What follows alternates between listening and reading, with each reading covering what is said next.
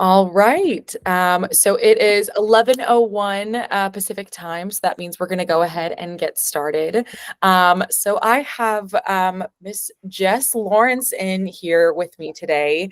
And so she's going to be going through our room's topic, which is going to be mapping your back end operations. And so the goal of this room is really to help you guys as agents map your digital journey and really help you streamline a lot of your processes and kind of reclaim any excess time that you find you might be having. And so Jess is going to walk through some really intentional steps and kind of help you guys map out this process. And so with any luck, you will leave today's session with a more personalized plan, reduce stress, and you'll be ready to go out and dominate the market. So with that, I'm going to pass things over to Jess and she'll go ahead and get started for us today. Well, lovely to see everyone. So we've got Jeanette and I see Corey Rose on here. And then I see a couple meeting notes and autopilot. So I'm not sure exactly who's who, but if you are an agent on the call and you are live, if you could introduce yourself and what you're hoping to get out of the session, that would be super helpful for me. So Jeanette, you want to go first? What are you hoping to get out of this? Anything that you can give me that will help me streamline what I'm currently doing, because I noticed that this is gonna put us in a position to better do our processes for the day. Mm-hmm. Absolutely. Because I'm all disorganized again, as usual. Yeah, I never I might start off with a day that has an agenda. Mm-hmm. And then even now, I had to go back because no one showed up on time, and I'm at a house and the heating person is here and it's interrupting my meeting with you. Yeah, I can relate. Totally get it. Corey, are you on? Are you willing to share what you're hoping to get out of this? Yeah, hi Jessica and everyone. Hey. I'm driving, so I got my phone on this driving mode. But No worries. The back end operations, streamlining back end operations. So yeah, that's what I'm looking to get out of it. I just want to see what you got to share, what systems I can maybe use to put more time back on my plate. I'm always for that. What are you struggling with right now, Corey? What takes up most of your time? I would say back, after contract, which I call stage two. Oh yeah. Stage two operations. Addendums. Mm-hmm. Just doing the ad. I would say admin task. For would sure. probably take up most of my time. Yeah. That makes sense. Cleve, thanks for joining. We are introducing ourselves and what you're hoping to get out of this session. So why don't you go ahead? Yeah, just I was just on the last call with Dee about the buyer representation process, and I'm just hoping to be able to button up my processes better so that at every opportunity I'm not missing any opportunity to create value for the client and be able to communicate that and deliver it consistently, and stay organized. Yeah, right. Okay, so I'm hearing a couple of themes. One is being organized. When the day gets away from us, how do we get back on track, or how do we make sure that we're accomplishing everything we need to accomplish in a day?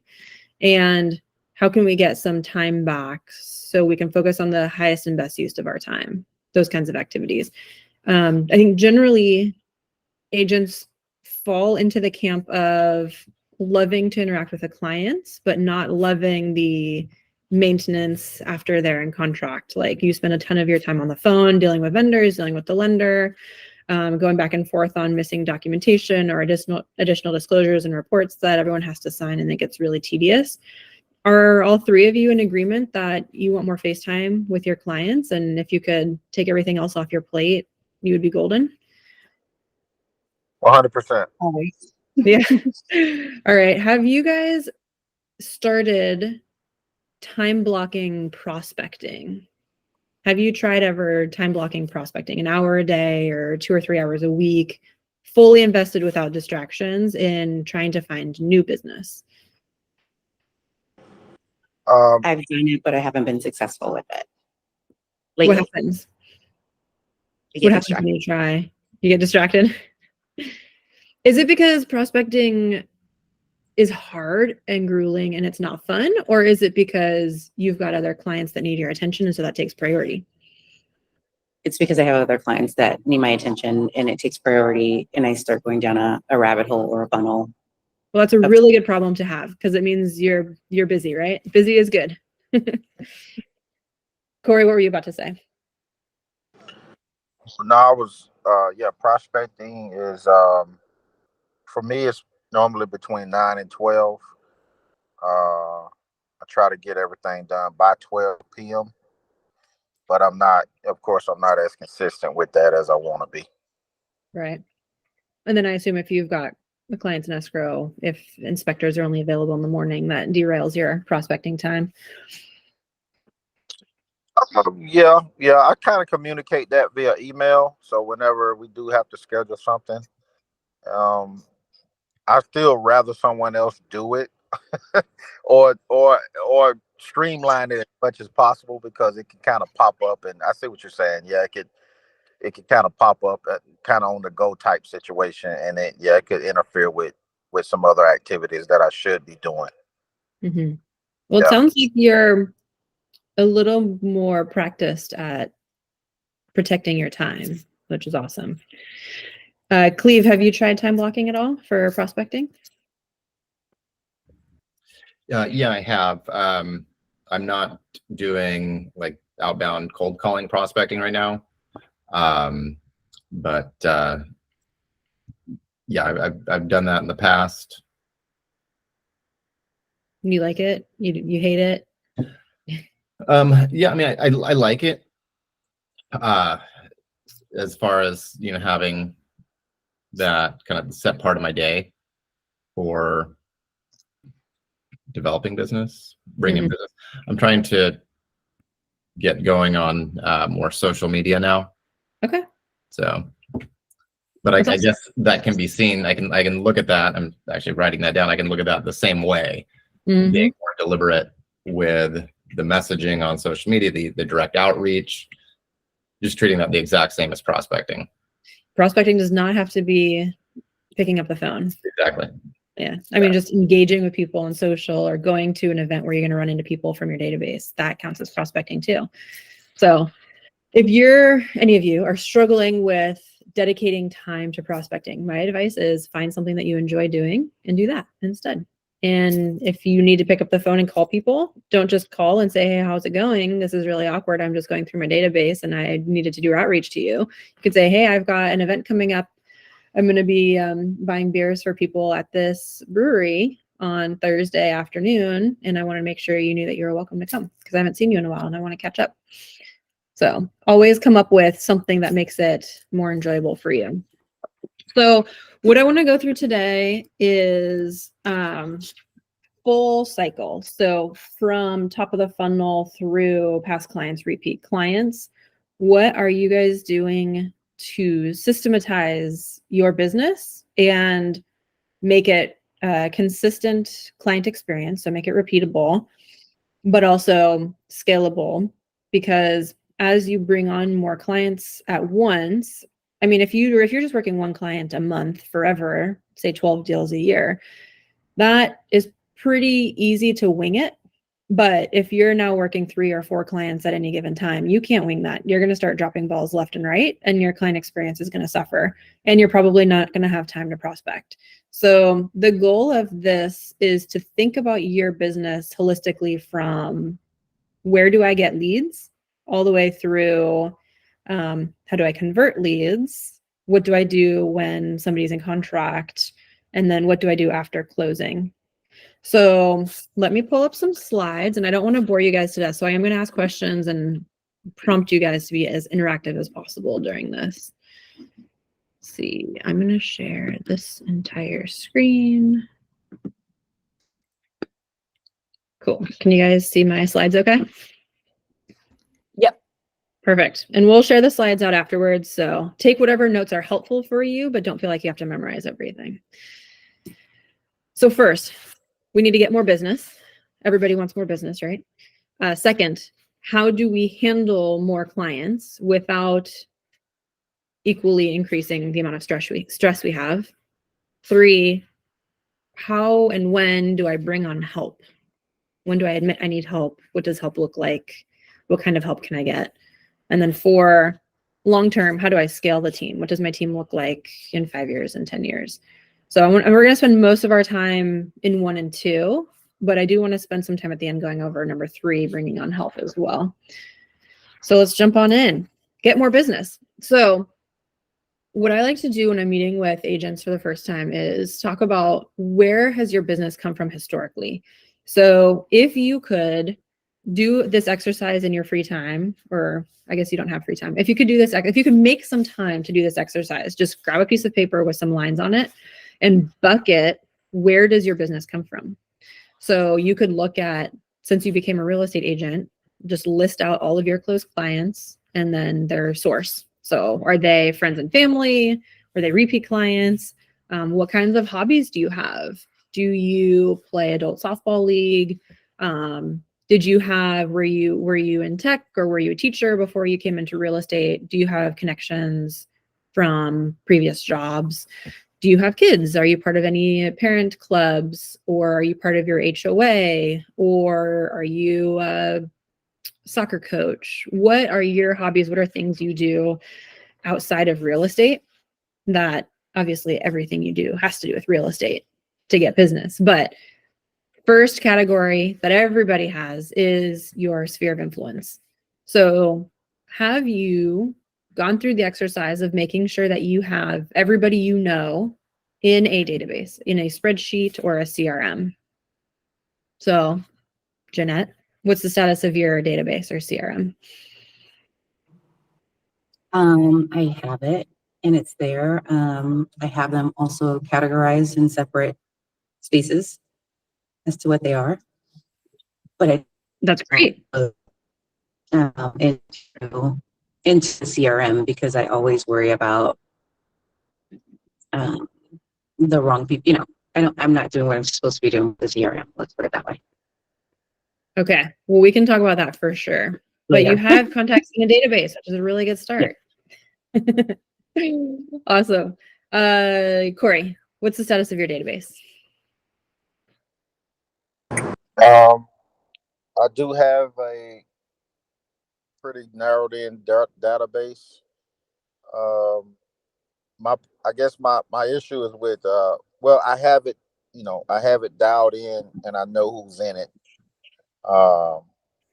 But the problem is I need to get it on. Actually, I got to get it on paper, just because it's easier for me that way. I know that don't sound right, but it's, for whatever reason, it's easier for me to flip pages versus go online or get into some system. So that's what, when I can get folks down on a notebook or paper, I kind of work easier. It's easier for me to work them that way.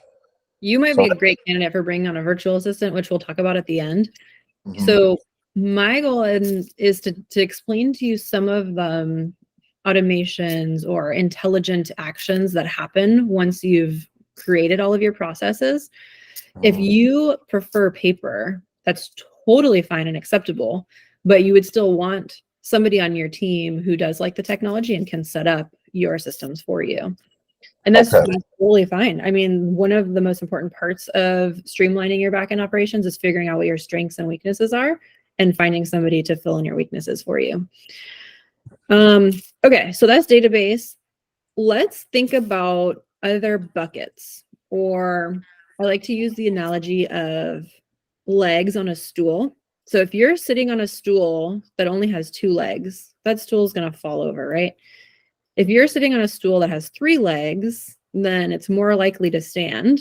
But if one of those legs broke, then the stool is going to fall over. If you're sitting on a stool that has 7 or 8 legs, that's not going anywhere. That's earthquake proof, even if you lost a leg or 2. And the reason I use this analogy is because you might have 3 or 2 or 1 buckets where your business comes from. But if something happens, let's say inventory is super low, or let's say our interest rates are ridiculously high, you might end up losing some of the legs of your stool, and your stool is going to fall over. So it's really important that you have multiple channels of where your business is coming from. So let's think about this. Besides our database, our sphere of influence, that's friends, family, past clients, people we met at the yacht club, and so on. Other common channels or buckets are lead channels, like where you're paying to get leads from a service. So Opcity, for example, and Homelight, they give you leads and then you pay a referral fee at closing. Zillow and Ylopo, you pay a subscription fee and then they'll give you leads each month. You could have other lead channels like probate, trust and estate, those kinds of things. So those are lead channels. Another bucket could be networking. Do any of you belong to a business professionals networking group? Joe, I see you nodding your head. Welcome to the room. We're glad you're here. Awesome. What about vendors? Let's say I had a relationship with a general contractor. We would refer a ton of business to each other because if they have someone renovating their house, then they might say, hey, I need an agent to sell my house after we're done with these renovations. Or on the flip side, I would obviously need a general contractor if I'm going to put a listing on the market and it needs a ton of renovations first. Other kinds of vendors that would be really good to have relationships with would be, this is morbid, but divorce lawyers or estate planners. You could have a relationship with local senior centers and have them have your business cards on hand for people who are moving into the senior center and need to sell their homes before they go in. So think about what kinds of vendors might make sense for you to have a relationship with. And networking would be a whole other bucket of where some of your business might be coming from. What about marketing? I like to group marketing into 3 different sections. One is brand marketing. This would be your website, your virtual storefront. Highly recommend retargeting ads for anybody who's visited your website. Then they start getting ads all over the internet and social media with your branding on it. So that's really good for brand awareness. You could also do brand ads like on social media or like smart ads on the side to drive traffic to your website. So not people that have already visited, but people who meet a geographic area or a demographic, you want them to learn about you and go to your website. You could host seminars or events like first-time homebuyer seminars to add people to your database. And if you're doing events systematically, that could be a whole bucket in itself. Property marketing would be your for sale sign in somebody's front yard. That's marketing yourself. People drive past, they see your name or they see your company name. That's marketing, free marketing right there. I guess it's not free because you probably paid $100 for that post, but still, you're leveraging one of your listings to get more marketing. If you sold a house, then you're sending out postcards to the neighboring homes so they know that you are doing business in their area. You could do just sold ads on social media, open houses. Just being at an open house is marketing for sure. And then the third bucket for marketing that I like to separate out is farming. Any marketing efforts you're doing to target a very specific geographic location. And I have a ton of opinions on farming. So if you're interested in it, I would love to set up a separate session with you. But door knocking, sending out postcards to a farm, geographic ads like Google AdWords for specific neighborhoods, local community events. This is all farming, and that could be a channel in itself. So first, to start, during your prospecting time or when you're setting up your goal for the year, think about all of the buckets where your business is coming from. Write down all of those buckets. And then, next slide, there we go. For each of those buckets, figure out how many leads and how many closings you want for the year. So this is some basic business planning right here.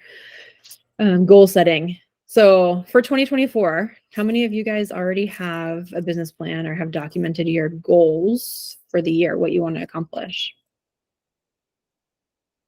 Cleve, have you set up some goals? Yeah, just like 12-week goals. So you do quarterly? Yeah. Awesome. Are you willing to share what your goal is for this quarter? We just started Q2. Yeah, 6 more transactions for Q2. Awesome. Did you split like 3 and 3 buyers and sellers, or you don't care? You just want 6? Don't care. Awesome. Although maybe I care a little bit more. Sellers are a little more straightforward right now, but. And which buckets do you think your 6 closings are the most likely to come from? What buckets have been working for you? Sphere,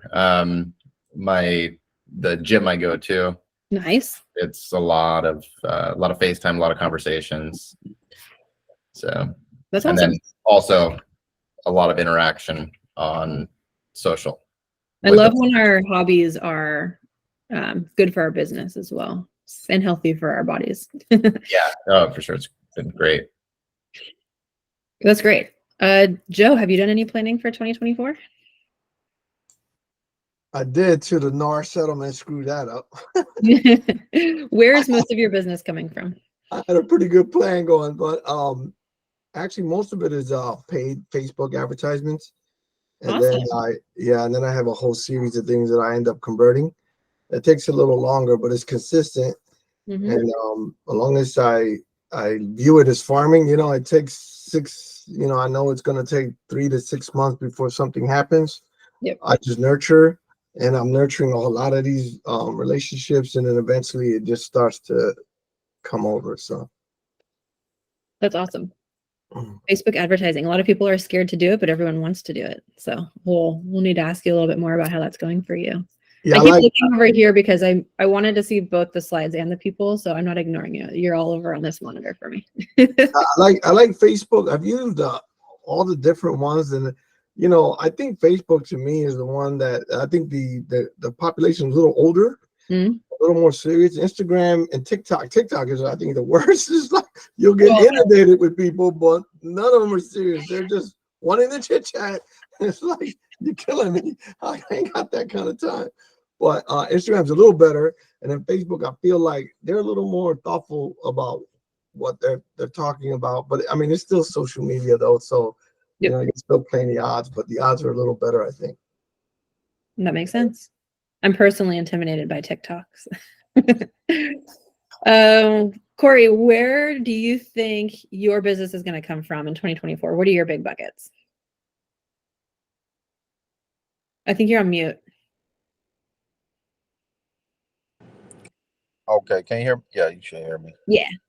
It's for me, it's definitely referrals. So, and I have to say that's the most common. When I talk to agents, I say, where does your business come from? I feel like 90% of the time it's referrals, which is good. That means you did a good job for your clients and they want to recommend you, right? yeah, absolutely. So, awesome. yeah. But I guess this year I'm more focusing on families that's buying and selling. So my business is really just one family or 2 families a month. And the problem with that for me is that when I get a referral, I can't control the type of referral that I get. Right. So I am looking to attract specifically families that's looking to buy and sell. Makes sense. And so I'm looking at redoing my messaging and actually niching down to specific, just so I can only talk to those people. I don't want to talk to nobody else. Or you have other agents on your team you can give everybody else to. Yeah, right. There you go. Or yeah, I can do that. So, but that's what I'm doing this year. And like I said, my goal is 1 to 2 families that's both buying and selling. And that's what I'm trying to develop that right now. That's awesome. Love to spend more time talking to you about your strategy for that. Okay. So one thing I want to call out on this slide is the number of leads you get does not always result in the same number of closings. So each of your buckets should have its own conversion rate, and it's good for you to be tracking what your conversion rate is so you can predict how many leads you'll need to get in order to get one closing from that bucket. That'll also tell you which of your buckets are the most efficient. So like sphere of influence, those are going to be pretty high conversion because they're people that you already know and have a relationship with. Something like a buyer seminar, that's not very efficient, but it is a good use of time because you might do an hour or two of preparation and then the session itself is an hour or two and you could get 30 leads out of it. But that may only result in 2 or maybe 3 closings if you're lucky. So when you're looking at your buckets, just think about what is your conversion for each of those. And that will help you better predict how many closings you'll get. And then when you're doing your planning for next year, you can use what your conversion was last year to more accurately predict what your closings will be for next year. The reason we're going through this exercise of where does your business come from, which does not have a whole lot to do with your back-end operations, to be honest, is really because you want to be thinking about your business holistically so you can figure out what processes you need to document. So for each of these buckets, for sphere of influence or for farming or for buyer seminars or for Facebook ads, what do you need to do once you get a lead? And so for each of your business sources, each leg of your stool, it's a good exercise to spend 5 or 10 minutes and just write down step by step, what do you want to do when you get a lead in each of these buckets?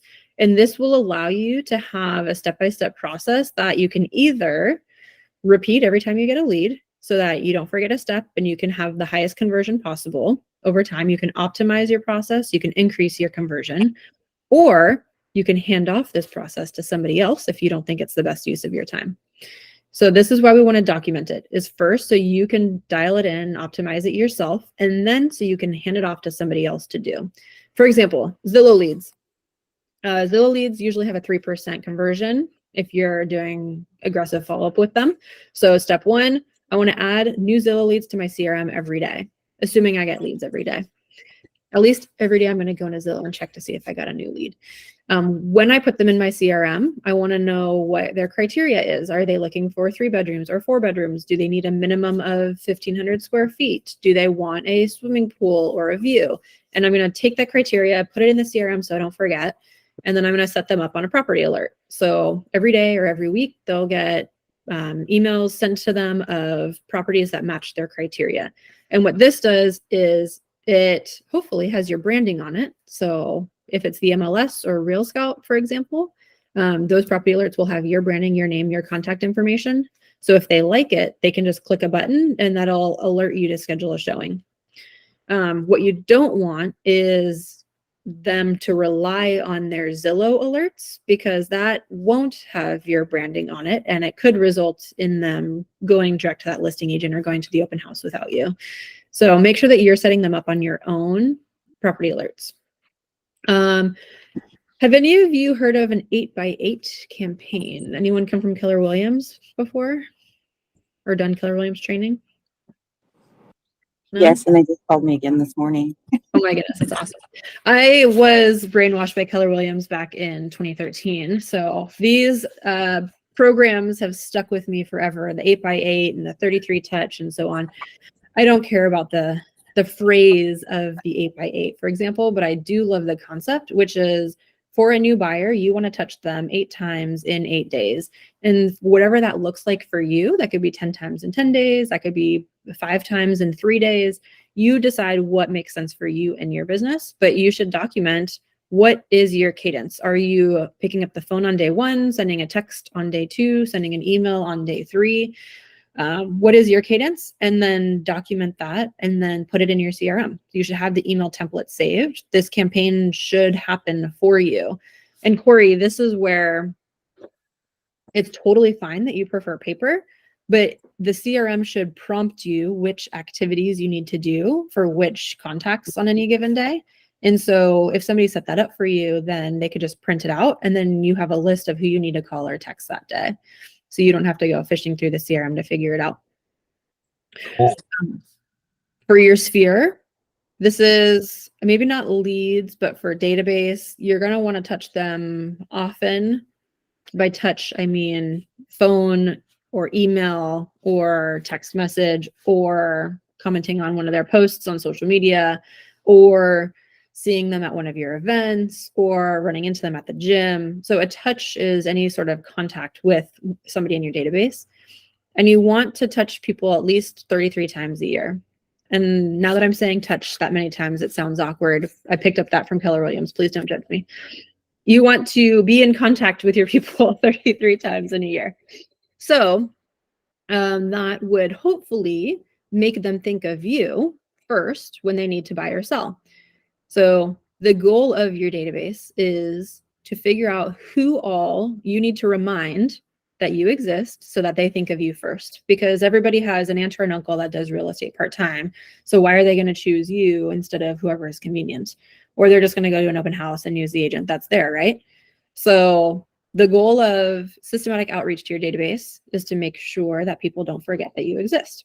So what is your process for when somebody in your database now expresses an intent to buy? They mention in a conversation, well, our neighborhood's kind of going downhill. We're thinking we might want to start looking for homes in the next year.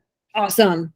Now they're a lead, and you can categorize them by probably 6 to 12 months out. And you can remind yourself in a month to follow up with them and see if they've started looking at homes yet, or if they want a search alert set up or anything like that. When somebody expresses an intent to sell, what are your actions? Are you going to schedule a listing presentation right away? Are you going to set them up on a weekly market report? What are the actions that you want to do to convert this person from your database saying they have intent to now being an active client? So document what those steps are. And then for whichever steps you can automate, put in your CRM to automate. So weekly market report or CMA, you might be able to automate that through Real Scout, or if you're using Chime CRM, that's built in. I think KV Core has an option to do something like that, or Boomtown, if you've ever used one of those. One thing I love about Radius is we don't force you to use one CRM or one platform. You can use whatever makes the most sense for your business. We're one size fits all, because we will fit into whatever you are using. So document your processes for your database and for your leads. And then the right side over here, is your CRM configured to capture the details you need? This is an investment. So you can call a spreadsheet a database, but what makes a database a CRM is when you have intelligence in it. So for example, the 8x8 campaign with email templates, and it will automatically text and automatically email them for you and give you a notification that you need to do a phone call. That's where the CRM comes in. So that spending 15 or 20 minutes every morning trying to figure out who you need to call today, that now becomes 5 seconds instead of 15 minutes, because it's just going to give you a list that tells you what your actions are for today. So the CRM needs to be set up and configured to be optimized for your business. So for your database, do you have a regular cadence? So for example, if I have a past client, do I get a notification if I haven't touched them in more than 30 days? Because if you're doing 33 touches, you should be touching them 3 times a month. So if it's been 30 days since they've had any sort of outreach from me, that's a big problem. They're going to forget about me. Do you have all of your email and text templates set up? For prospective buyers, do you have the right fields you need to capture what their search criteria is? How many beds, baths, square feet, any additional features they want? And do you have a field for what timeline they want to purchase? And do you have the email and text templates set up? Do you have scripts in there for the conversations you want to have with them? Same thing for sellers. Do you have fields to capture the property details? Because eventually you're going to have to write a property description, right? For the flyer or for the MLS. So where are you going to write down those property details? How are you going to know the criteria for the CMA you're putting together? And then for your active clients, does your CRM track the type of communication, when the most recent communication was? Do you have a field that will link to the project tracker where you're keeping track of all of the actions for your clients? So getting the listing ready to go on the market, or once the buyer's in contract, all of the additional paperwork that needs to be filled out, the inspectors that need to get scheduled, following up with the lender, that kind of stuff.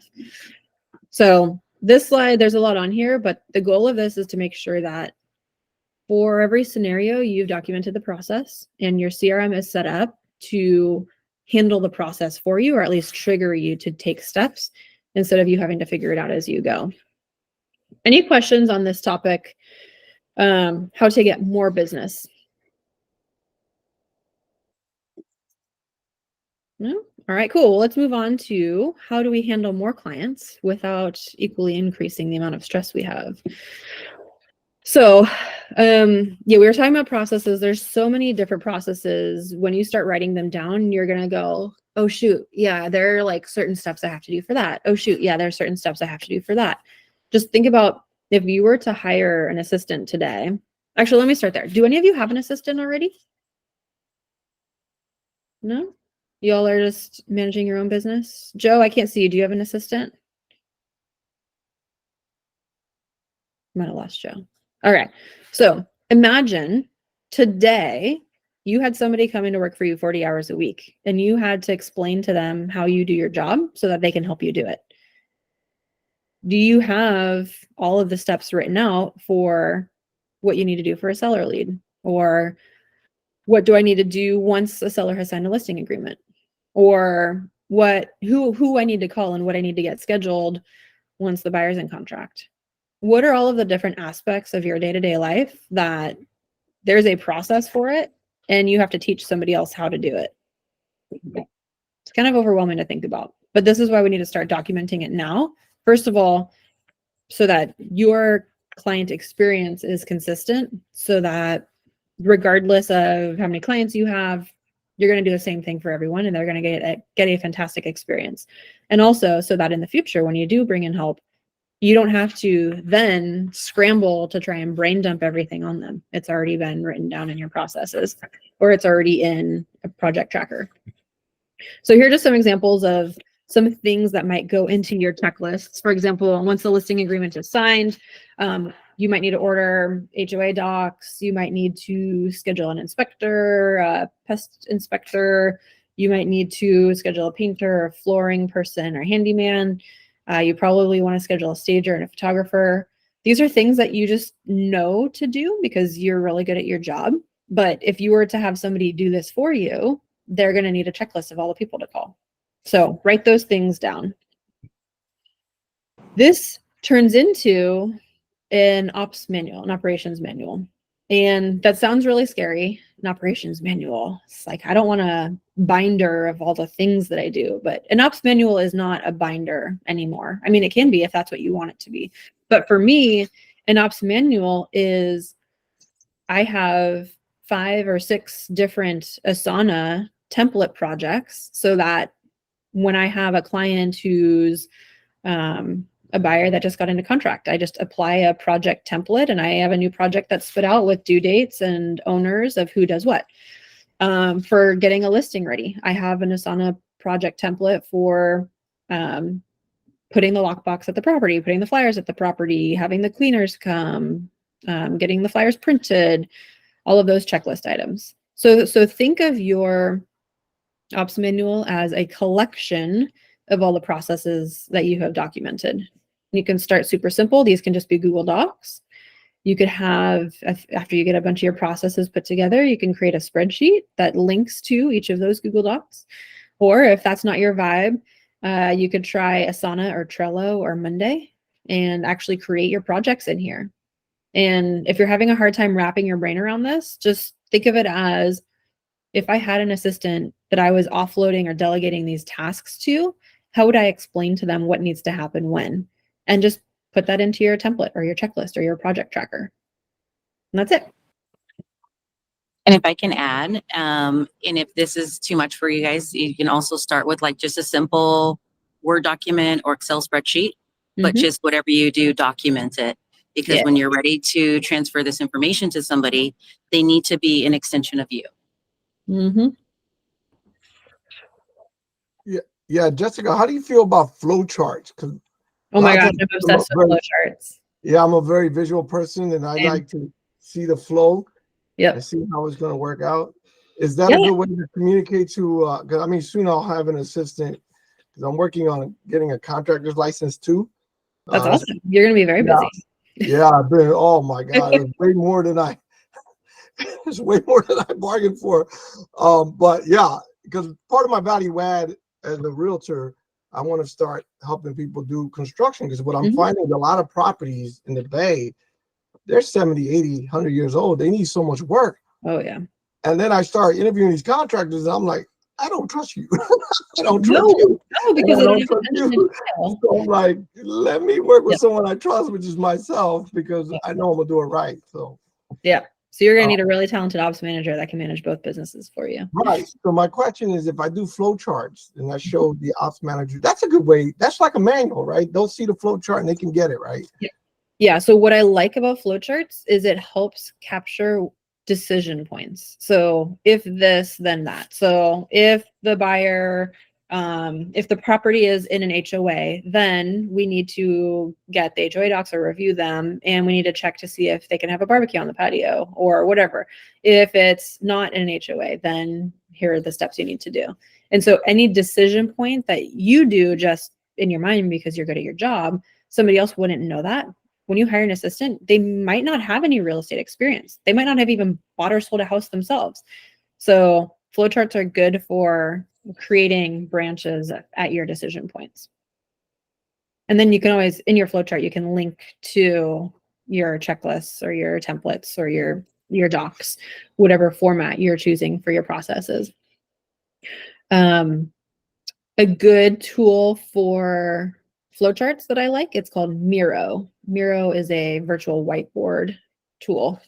They have free accounts. You can make a few whiteboards on your own for free. So you could probably just make one really, really big board with a bunch of flowcharts in it and have the free account. So Miro, it's very modern. But Google has whiteboard as well. So you can do the same thing. Google does Miro basically, but it's called whiteboard. Well, there you go. So you don't have to have a whole additional account. Thank you. All right, next. We're low on time, but we've already just spent the meat of the time on the stuff that I was hoping to go through with you guys, but I am available for as long as you guys have questions on and want to brainstorm together. So next is bringing on help. When should we bring on help? So Joe, you were thinking about bringing on help pretty soon. I don't think everybody has to have an assistant. You should be able to handle 1 to 2 clients a month without an assistant. And I say that because if you're feeling super overwhelmed and you're working 2 clients a month right now, you probably have not optimized your operations yet. It means you probably haven't dialed in your CRM. You probably haven't created your checklists. You probably aren't using some sort of project tracker to keep track of what you have to do in any given day. You probably don't have very good calendar management. So you can get by without spending the money on an assistant if you're willing to invest some of your time in setting up your systems for success. So I just want to start with that because there is no formula for how much business you need to do or how much income you need to make before you hire an assistant. This is all about you figuring out what your priorities are and either choosing to invest the time to fix your processes yourself or acknowledging that that's not your strength and hiring somebody to do that for you. You can bring on an ops manager or an assistant who's going to build out your ops manual for you. And their job for the first 6 months is going to be to follow you around and have you brain dump everything you're doing, and they will document it for you. They will do it the way that you do it, and then they will figure out a better way to do it. And that's totally fine. If that's your vibe, then hire somebody sooner and have them create your processes for you. But if you are tight on money and you can't invest the 60 to 80K to hire an assistant right now, then consider investing some of your time to set yourself up for success first. And that'll buy you maybe a couple years until you're so busy you can't manage everything on your own. Or you're starting another business like contractor business and you definitely can't handle it all on your own. But like I said at the beginning, your goal with your processes is to have a consistent client experience. That's why we're documenting your processes. So you do the same thing for everyone. And you want to make sure that when you do bring on help, they're going to treat your clients the way that you would treat them. So this is not just the actions. This is also the personality, how you have conversations, the amount of care and attention to detail that you have. You want somebody who's going to treat your clients the same way you would. Joe, what's up?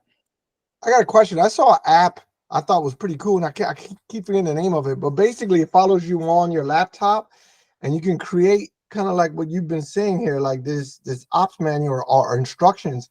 And as you do what it is you're doing, the app follows you and it makes an instruction for it.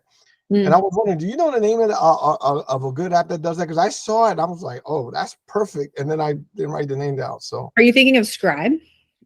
Scribe.io is really good for instead of creating a process doc, you would just, if the action is all on the computer, you just go through the app and do a screen recording, and it will take snippets and really short recordings of your big recording, and it'll write down, like transcribe the actions that you are taking. So what's it called? Scribe. Scribe. Yeah, I think they give you a couple recordings for free, and then they prompt you to like upgrade to a paid account at some point. But yeah, that's super efficient for creating process docs. I'm sure there are others too, but I've tried Scribe, and it's really easy. Have any of you ever used a virtual assistant or thought about using a virtual assistant? I've been looking at that lately. For this very thing, just basically back end operations. And I think Upwork is where I've settled on. I've kind of been looking at different people profiled as far as what they're offering. Okay. Um, Yeah. So virtual assistants, I'm a huge advocate for them. If you're in this in-between point where you feel really busy, but you're not making enough income to pay for a full-time employee, virtual assistants can give you a ton of leverage for things like marketing, or you could even have a dedicated transaction coordinator that's virtual. If you're doing a lot of social media ads, you could hire one that has experience with social media, and they could run those ads for you. You could have them put together your marketing flyers. If you're doing farming, they could put together your postcards for you. Lots of things that virtual assistants can help you with. Some of the big companies that I've worked with in the past that I recommend, Virtue Desk is a low-cost virtual assistant option, and they do specialize in real estate. ClearDesk, it's a very expensive option. They're probably more of the mid-range. ClearDesk also pre-trained in real estate, so you can hire people that know real estate and get it. And then the third one is MyOutDesk. Virtue Desk. Oh, and Assistantly. So there's 4. MyOutDesk is good for getting a TC or an ISA if you want somebody to make phone calls for you. And Assistantly is probably the most expensive, but the highest quality virtual assistants for real estate. So they have advisors you can contact at these companies, and you tell them your criteria. Like, I want someone who's experienced with California real estate, somebody who understands social media marketing and can do ads for me. And you essentially tell them the things you want them to do, and they'll find the right candidate for you, which is really nice. Upwork, you'll have to do a little bit more of the legwork yourself, because you're actually going to be interviewing candidates, and you don't really have a representative screening candidates for you. So where to start? I would do a time analysis. So Jeanette, this would be a good exercise for you. Do a time analysis of your day or your week. How many hours a week am I spending on creating marketing? How many hours a week am I spending on the phone prospecting or in the field prospecting? How many hours am I touring buyers? How many hours am I on the phone dealing with escrows and so on? And so look at a week or a month and break down how many hours you're spending on each of these activities, and then rate them with a frowny face or a smiley face, whether you enjoy doing it or hate doing it. And this will essentially become the job description for the people that you hire. So get rid of the frowny face things, unless it's something that you have to do because you're licensed, and hire out the frowny face stuff. And then you get to keep the smiley face stuff. That's probably the easiest place to start. And then also look at this time analysis and figure out what is taking up a lot of my time that shouldn't be, because it's not the highest and best use of my time. So if I'm spending a ton of time creating marketing collateral, but I enjoy it, maybe that's not the best use of my time, even though I enjoy it, because I should be working with clients or finding new clients. So Just some things to consider. And some Jessica, yeah. who was the more the higher end The virtual assistants? Assistantly. what's it called? Assistantly.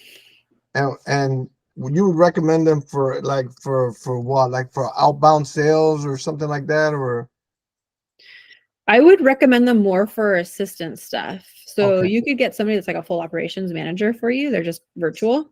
So they can handle your files, transaction coordinator. They can handle some of your marketing. Like you would get somebody that's pretty versatile from Assistantly, where they can handle a lot of different aspects of your business. Pretty much And anything that's on the computer.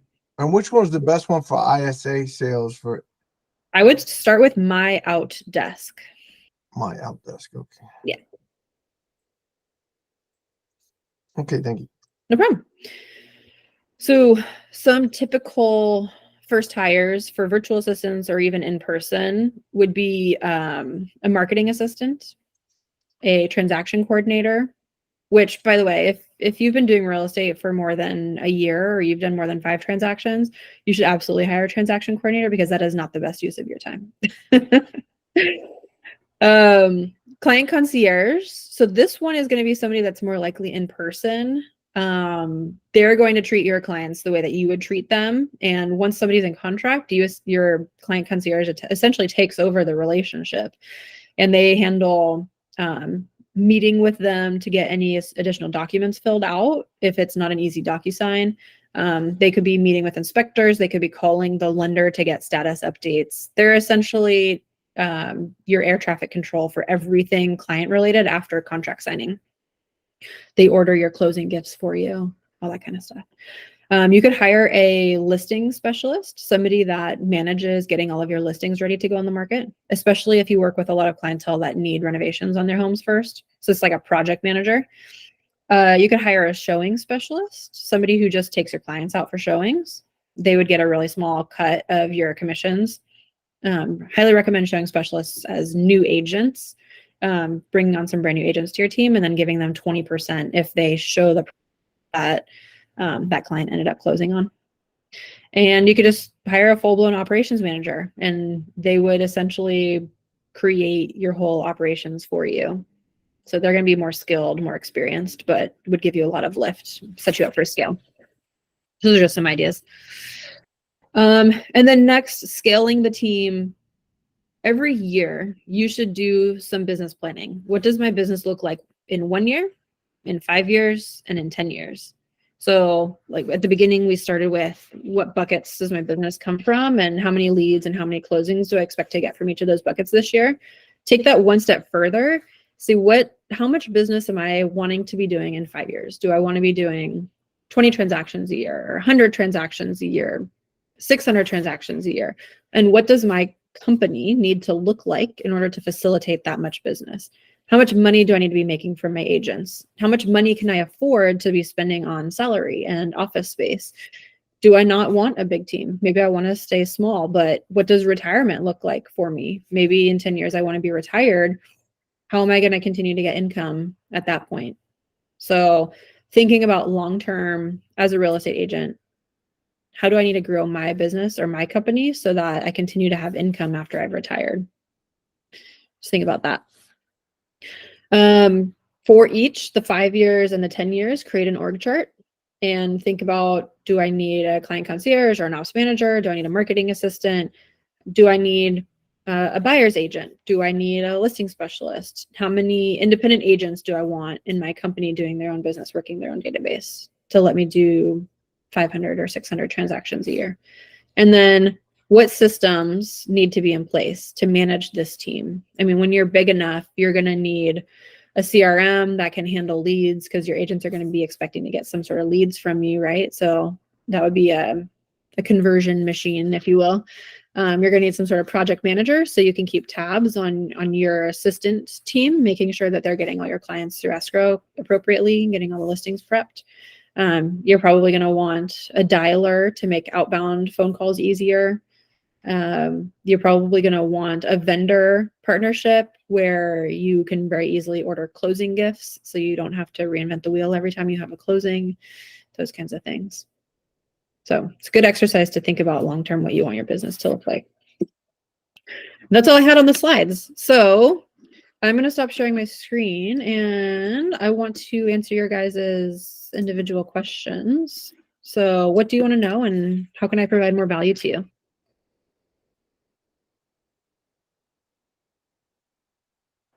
Was it too broad or too specific? I got a question about lead sources. Yes. You know how sometimes you'll see lead sources and they'll say, hey, we'll split the commission. We'll find a seller. We'll split the commission with you. I'm like, okay, let's talk. And then they hit you up with this, oh, it's only going to cost you a setup fee of $700. That's not what you said, buddy. Feels like a scam. We split the fees and now you want to set up. And I did it once because I'm like, sometimes the only way you're going to know, because some of these people are really good at removing their reviews online. Mm. And so I'm starting to see that's a red flag. When there's no reviews at all, yep, that ain't right. Or all the reviews were written in 1 or 2 days.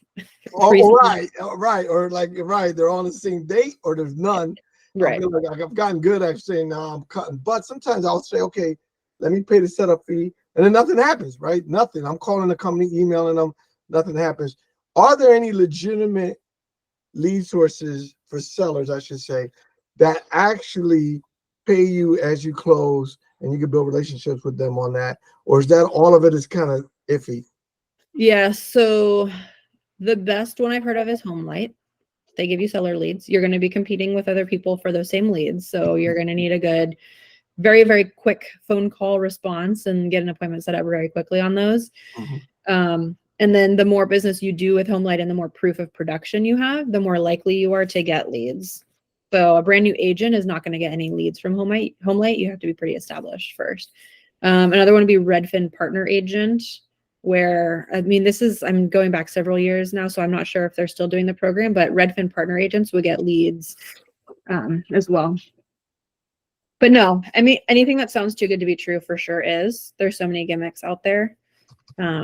Work with your title reps. They can get you data on people that are more likely to sell. I've heard of a new company called Catalyst.io.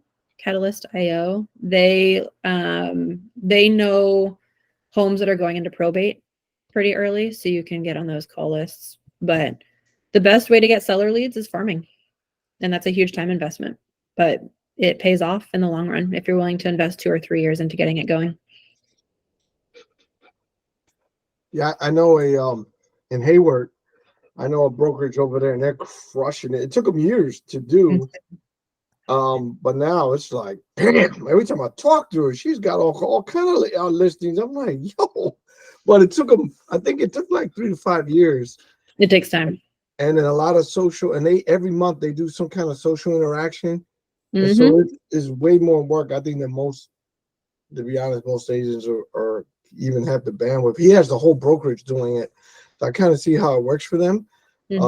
But I'm like a one-man band. I can't see myself doing that. I guess there's some probably aspect of it I can do that's a little more manageable. But yeah, farming's a big commitment. I mean, it's very effective, but it's a big commitment for sure. And you think in 3 years is kind of like what you should? Oh yeah, you should be getting momentum in 3 years. Yeah. But you have to be consistent for 3 years, and you're probably going to be spending 50 grand to get there. And then it just kind of blows up once it starts. Yeah, because that's what they said too. But man, their results are crazy. But they also have quite a bit of money. It helps. Yeah, having money helps. They're on a different level altogether. And I'm like, well, I see how it works, but damn. Yeah, I mean, you're in the Bay Area, so you're making 25 to 50K on a commission. That can pay for a farm for a whole year. So think about it that way. If you get one closing from your farm in a year, you've paid for it. So if you get 2 or 3 in 2 years, it's paid for itself. Okay, the other question I have is postcards. Yep. How do you feel? I'm starting to feel like it's getting a little bit of a comeback. These postcards are people starting to get burnt out on social media. They're starting to look at paper now. I don't know. That could be just me, but I know I'm looking at my mail a lot more, and I'm like, that's weird. I wonder what. I know typically people kind of think the same. So do you feel like postcards are still an avenue that works? Postcards are one of the more expensive approaches for farming, and it should be done in conjunction with digital, never by itself. So if you're just going to do postcards, it's going to be a waste of money. But if you're doing postcards and you're door knocking and you're doing community events and you're doing social media in that neighborhood and you're doing Google ads in that neighborhood, then yes, they're very effective. But you have to do the whole package. Otherwise, you're not going to get any traction. And postcards are the most expensive element of that package. But yeah, they absolutely work. That's good to know. Okay. I have a whole like marketing playbook I can share with you if you're interested. Oh yeah, please do. So, Especially so if it's Jessica, affordable. I got a question about events. Mm-hmm. Is there a liability, like, because I was thinking to start doing some events to attract, families. Yep. But let's say I put on an event somewhere, somebody gets hurt or something like that happens, What right? kind of event are you hosting, Corey? Well, You're doing like trampolines or what? A battle royal. well, no, I was thinking, like, let's just say I do something that families like, kids like to play, right? So